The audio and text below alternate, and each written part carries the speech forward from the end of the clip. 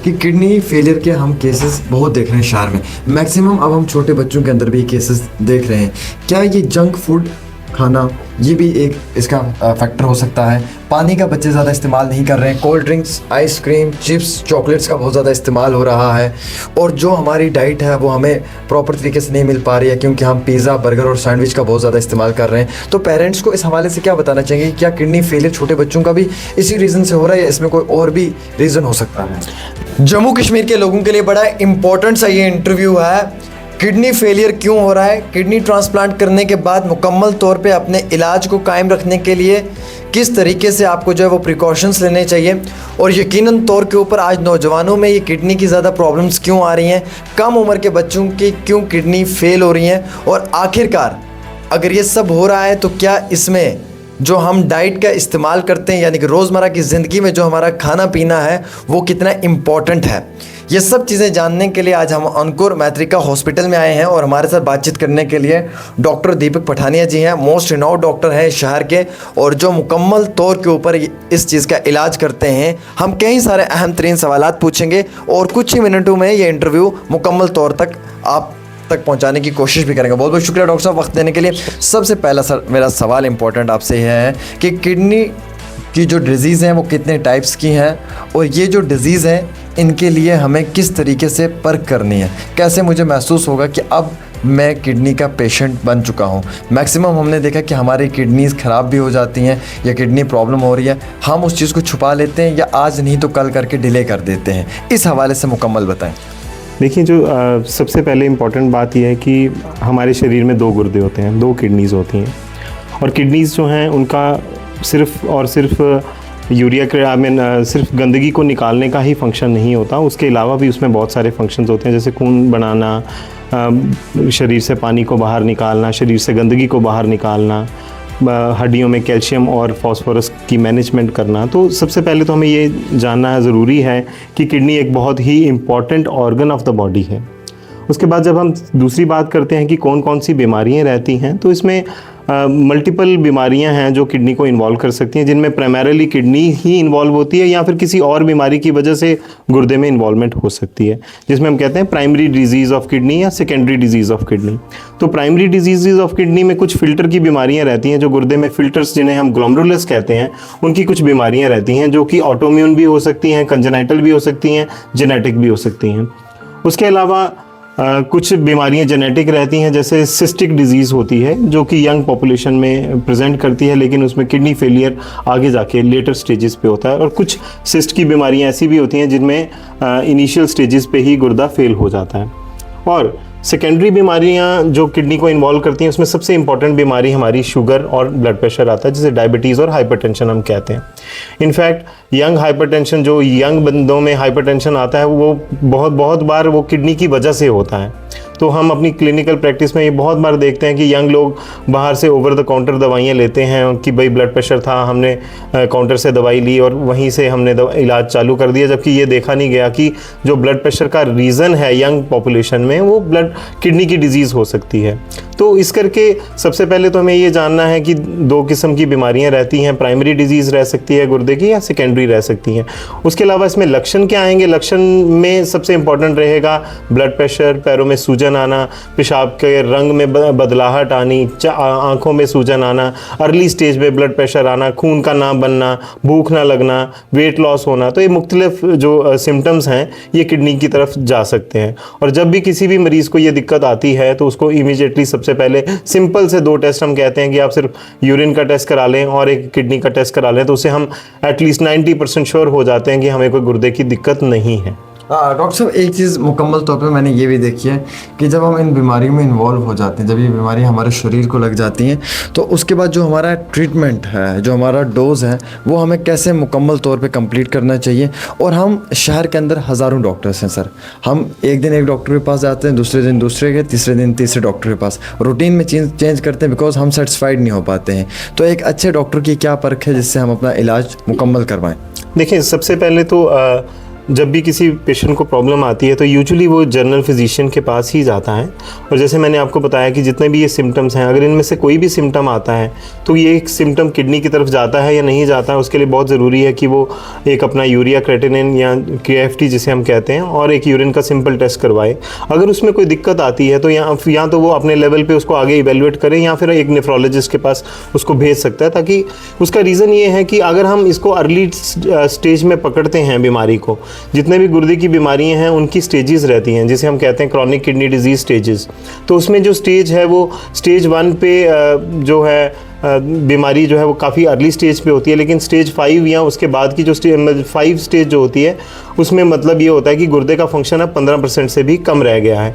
तो उस स्टेज के ऊपर सारी चीज़ें करना या उस टाइम पे उस चीज़ को रिवर्सल में लाना जो है नेफ्रोलॉजिस्ट के लिए भी पॉसिबल नहीं होता है।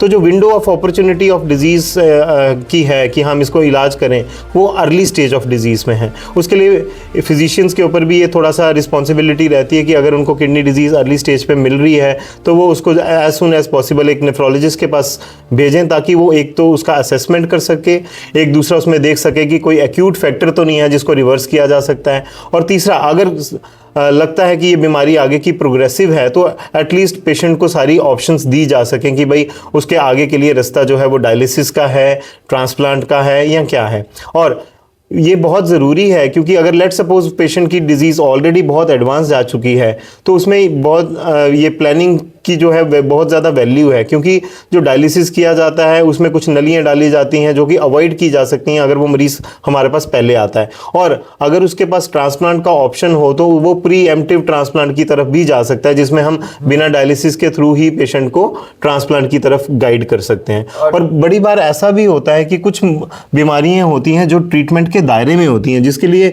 एक नेफ्रोलॉजिस्ट का उसको देखना ज़रूरी है। कई बार उसमें एक्यूट फैक्टर कोई नज़र आ जाता है, कई बार किडनी की बायोप्सी की जाती है जिसमें कोई बीमारी मुख्तलिफ नज़र आ जाती है। लाइक बहुत बार 25 से 30% डायबिटिक पेशेंट्स में भी हमें कई बार नॉन डायबिटिक किडनी डिजीज़ मिलती है जो कि इलाज के दायरे में होती है। डॉक्टर साहब, मेरा सवाल ये है आपसे कि किडनी फेलियर के हम केसेस बहुत देख रहे हैं शहर में, मैक्सिमम अब हम छोटे बच्चों के अंदर भी केसेस देख रहे हैं। क्या ये जंक फूड खाना ये भी एक इसका फैक्टर हो सकता है? पानी का बच्चे ज़्यादा इस्तेमाल नहीं कर रहे हैं, cold drinks, ice cream, chips, chocolates का बहुत ज़्यादा इस्तेमाल हो रहा है, और जो हमारी डाइट है वो हमें प्रॉपर तरीके से नहीं मिल पा रही है क्योंकि हम पिज़्ज़ा, बर्गर और सैंडविच का बहुत ज़्यादा इस्तेमाल कर रहे हैं। तो पेरेंट्स को इस हवाले से क्या बताना चाहिए? क्या किडनी फेलियर छोटे बच्चों का भी इसी रीज़न से हो रहा है या इसमें कोई और भी रीज़न हो सकता है? देखिए, जो मेटाबॉलिक सिंड्रोम है जिसे हम मेटाबॉलिक बीमारियां कहते हैं, उनका जो प्रोपोर्शन है वो बहुत एक्सपोनेंशियली इंक्रीज़ हुआ है ओवर द लास्ट 2 और 3 डिकेड्स, जिसमें मेजर रीज़न जो है वो प्रोसेस्ड फूड का इस्तेमाल करना, जंक फूड का इस्तेमाल करना, और जो हम कोल्ड ड्रिंक्स और ये जूसेस लेते हैं जिनमें प्रिजर्वेटिव्स होते हैं, जिनमें फ्रक्टोज कंटेंट ज़्यादा होता है, ये बहुत इंपॉर्टेंट फैक्टर है। बिकॉज जो भी ये फ्रक्टोज रिलेटेड और प्रोसेस्ड फूड रिलेटेड आइटम्स हैं जिनमें वाइट फ्लोर यूज़ होता है, they are responsible for increasing the insulin resistance in the body. तो जो मेटाबॉलिक पैरामीटर्स हैं वहीं से डिस्टर्ब होने अर्ली स्टेज में ही बच्चों के शुरू हो रहे हैं, जिसकी वजह से हम early obesity, early diabetes and early metabolic syndrome देख रहे हैं, जो आगे जाके subsequently kidney disease, liver disease और अर्ली कार्डियोवैस्कुलर डिजीज़ में कन्वर्ट हो रहा है। तो definitely as a parent, as a society, we have to be very vigilant कि हम अपने बच्चों को क्या फीड कर रहे हैं, उनकी क्या डाइटरी हैबिट्स मेंटेन कर रहे हैं।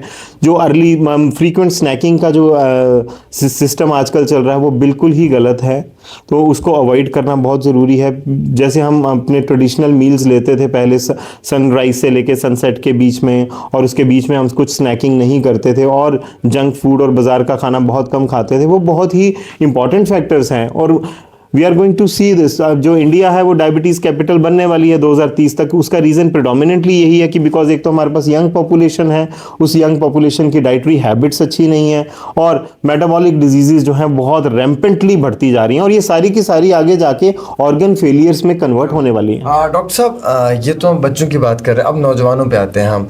शराब का बहुत इस्तेमाल हो रहा है, अल्कोहल का आज के वक्त में।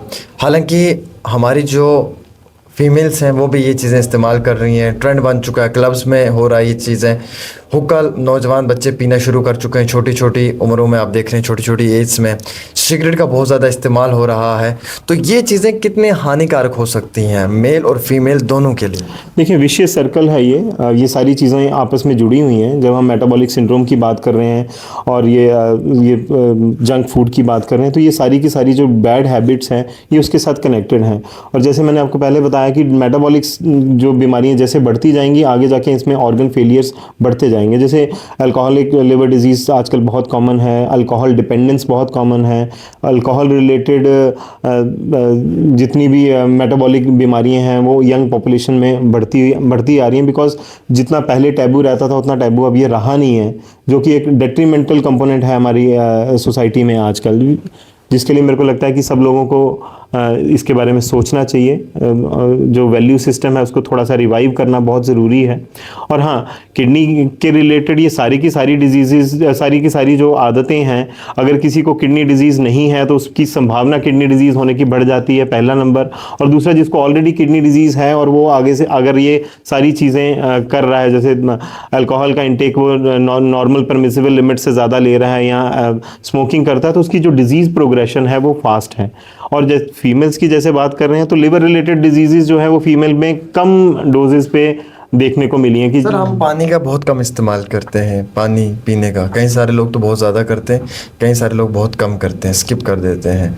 इससे भी कितना बड़ा नुकसान? देखिए, अगर किडनी के रिलेटेड अगर आप स्पेसिफिकली गुर्दे के रिलेटेड हमसे पूछेंगे तो उसमें हम ये कहते हैं कि जो किडनी स्टोन डिजीज़ के लिए प्रोन है या जिसको family history of kidney stone disease है, तो उसको पानी जो है वो ज़्यादा पीना चाहिए। अदरवाइज़ जो नॉर्मल नॉन डायबिटिक पेशेंट्स हैं उनमें हम नॉर्मल पानी पीने के लिए बोलते हैं। नॉर्मल का मतलब हो गया 1.5 से 2 लीटर, ज़्यादा का मतलब हो गया 3 से 3.5 लीटर। लेकिन जो पेशेंट ऑलरेडी एडवांस डायबिटीज़ में है, जिनको पैरों में सूजन है, उनमें हम वाटर रिस्ट्रिक्शन भी करते हैं। तो इसलिए एक जनरलाइजेशन नहीं की जा सकती इस चीज़ के लिए, बट हाँ, केस टू केस हम जो वाटर इनटेक है उसके रिलेटेड पेशेंट्स को एडवाइस देते हैं। सर प्रिकॉशंस क्या है? प्रिकॉशन सबसे पहले तो इसमें देखें, ऐसा कोई भी सिम्टम नहीं है जो श्योर शॉट आपको बताएगा कि किडनी डिजीज़ आपको है। तो इस करके आपको सबसे पहला है तो मैं यंग पॉपुलेशन को ये बोलूँगा कि कभी भी आपको ब्लड प्रेशर अर्ली ईयर्स में डेवलप होता है, लाइक बिफोर 30 ईयर्स होता है या बिफोर 35 ईयर्स होता है, तो ज़रूर उसको इवैल्यूएट करवाएं कि उसका कोई सेकेंडरी रीज़न तो नहीं है। ये तो मेरा पहला मैसेज रहेगा।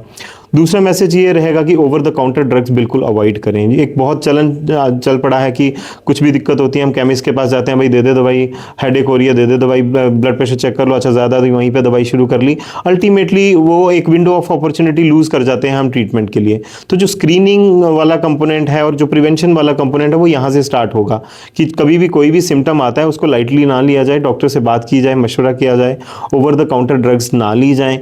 और उसके अलावा जब बीमारी आ जाती है तो उसकी जो थेरेपेटिक ऑप्शंस हैं उनको अच्छे से साइंटिफिकली एनालाइज करके उसको आगे फॉलो किया जाए। जो ये हमारे ये सोसाइटी में बहुत सारे सजेशंस मिल जाते हैं कि भाई यहाँ चले जाओ, वहाँ चले जाओ, ये दवाई खा लो, ये वो ले लो, वो सारी की सारी चीज़ें अल्टीमेटली पेशेंट के आउटकम को ख़राब करती हैं। हम बहुत फ्रीक्वेंटली देखते हैं कि पेशेंट स्टेबल चल रहा होता है लेकिन उसको सोशल प्रेशर्स की वजह से कभी कोई उल्टी सीधी वो दवाई खा लेता है जो कि टाइम टेस्टेड नहीं है, जिसके ट्रायल्स नहीं हैं, जो एक already established standard of care नहीं है, और अल्टीमेटली वो नुकसान करके हमारे पास उस स्थिति में पहुंचता है जहाँ पे उस चीज़ों को रिवर्स करना मुश्किल हो जाता है। बहुत अवेयरनेस ज़रूरी है सर, बहुत इसमें सबसे ज़्यादा ज़रूरी। सर आपकी जानिब से क्या पैगाम रहेगा? मेरा पैगाम यही रहेगा कि गुर्दे के जितने भी रोग हैं इनको जानने के लिए हमें रेगुलरली कुछ लक्षणों के बारे में अवेयरनेस रहना बहुत ज़रूरी है। हमारी सोशल अवेयरनेस इंक्रीज़ होनी चाहिए, 1। दूसरा, बहुत ही सिंपल टेस्ट से हम पता कर सकते हैं कि गुर्दे की रोग है या नहीं है। और ख़ास करके जिनको रिस्क फैक्टर्स हैं, जैसे डायबिटिक के पेशेंट्स हैं, ब्लड प्रेशर के पेशेंट्स हैं, they should be very concern कि भाई उनका किडनी का स्क्रीनिंग रेगुलरली इंटरवल्स पे हो रहा है या नहीं हो रहा है। जिनका दिक्कत आती है उनको अपने एक नेफ्रोलॉजिस्ट के साथ रेगुलर फॉलोअप पे रहना चाहिए। और जिनकी किडनी फेल भी हो जाती है उनके लिए it is not the end of the world, there are many therapeutic options जो कि आगे विद टाइम और इंक्रीज करते जाएंगे। ये सारी की सारी थेरेपीज जो हैं पेशेंट की क्वालिटी ऑफ लाइफ को इम्प्रूव करने के लिए बनी हुई हैं और इनका लॉन्ग टर्म आउटकम सबका बहुत अच्छा है। सर नौजवानों को, बुजुर्गों को, ख़वातीन को क्या सजेशन देंगे, किन चीज़ों से परहेज़ करनी चाहिए खाने पीने में भी, रोज़मर्रा की ज़िंदगी में? देखिए, salt is a new poison. आजकल ये बोलते हैं कि जो नमक है वो बहुत ज़्यादा उसका सेवन जो है रिकमेंडेड नहीं है, खास करके बिकॉज उसकी वजह से ब्लड प्रेशर की जो इंसिडेंस है या प्रेवलेंस है वो इंक्रीज़ कर रही है। और दूसरा, जितना भी ये प्रोसेस्ड फूड्स, जंक फूड हम खाते हैं, इनमें सॉल्ट किसी ना किसी किस्म में होता है और वो अल्टीमेटली सॉल्ट जो है आगे जाके प्रॉब्लम क्रिएट करता है बुज़ुर्गों में भी, और जो जिन पेशेंट्स को ये दिक्कतें हैं। तो सबसे पहले तो डाइट के रिलेटेड अगर मैं बोलूँगा तो सॉल्ट का सेवन थोड़ा कम करना चाहिए। उसके अलावा वाइट फ्लोर, जो सफ़ेद मैदे की जो चीज़ें हैं, उनका प्रयोग कम करना चाहिए हमें। जो इंटरमिटेंट स्नैकिंग करते रहते हैं उसको भी अवॉइड करना चाहिए। प्रॉपर 3 मील्स लें आप, एडिक्वेट हाइड्रेशन रखें, न्यूट्रिशियस वैल्यू आपके खाने की ज़्यादा होनी चाहिए रादर दैन उसमें बल्क ज़्यादा हो, ऐसा नहीं होना चाहिए। सब कुछ इंक्लूड कर सकते हैं। सर एक सवाल है मेरे जहन में, बड़ा इंपॉर्टेंट है सर, कि हम नौजवान जिम करने जाते हैं, हम प्रोटीन्स बड़े लेते हैं सर, तो क्या ये जो सप्लीमेंट्स हैं, प्रोटीन्स हैं, क्या इनसे भी हमारी किडनीज पे बुरे असरात पड़ सकते हैं सर? बिल्कुल, बहुत ज़्यादा केसेस इसमें देखे जाते हैं। जो लोग एनाबॉलिक स्टीरॉइड्स यूज़ करते हैं या बहुत ज़्यादा मात्रा में अननेचुरल प्रोटीन सप्लीमेंट्स यूज़ करते हैं, उनमें बड़ी बार किडनी डिजीज़ डेवलप होती है, किडनी के नंबर्स उनमें बढ़े हुए आते हैं। और इसीलिए हम यूजुअल मरीज़ों को या अपने फ्रेंड्स को यही बोलना चाहेंगे कि आप नेचुरल सोर्सेज से ही इन चीज़ों का सेवन करें और सिंथेटिक चीज़ों और अननेचुरल चीज़ों के ऊपर फोकस ना करें। अगर आपको इसकी ज़रूरत है, रहती भी है, तो उस टाइम पे आप अपनी हाइड्रेशन को बहुत अच्छे से मेंटेन करें। चलिए, बहुत शुक्रिया हमारे साथ बातचीत करने के लिए। डॉक्टर दीपक पठानिया जी हैं, मोस्ट रिनाउंड डॉक्टर हैं जम्मू शहर के। आप इनके पास कभी भी किसी भी समय आके इलाज करवा सकते हैं। मुकम्मल तौर पे अंकुर मैत्रिका हॉस्पिटल में अपनी सर्विसेज को अंजाम दे रहे हैं और यकीनन तौर पे आप यहाँ पे आ सकते हैं।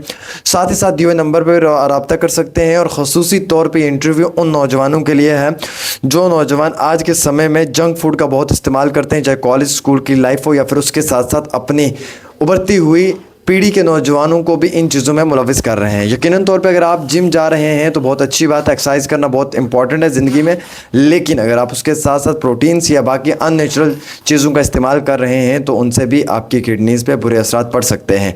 ये मुकम्मल वो इंटरव्यू है जिनमें डॉक्टर साहब ने हर चीज़ को एक्सप्लेन किया। मैं उम्मीद रखता हूँ कि आपके तमाम सवालों का जवाब मिला होगा। यकीनन तौर पर अगर कोई भी सवाल जहन में हो तो कॉमेंट करके ज़रूर बताएं। फिलहाल एक छोटा सा प्रोग्राम आमिर सुहेल के साथ डेली तस्कीन का ऑफिशियली फेसबुक पेज पर। लाखों देखने वालों का बहुत बहुत शुक्रिया।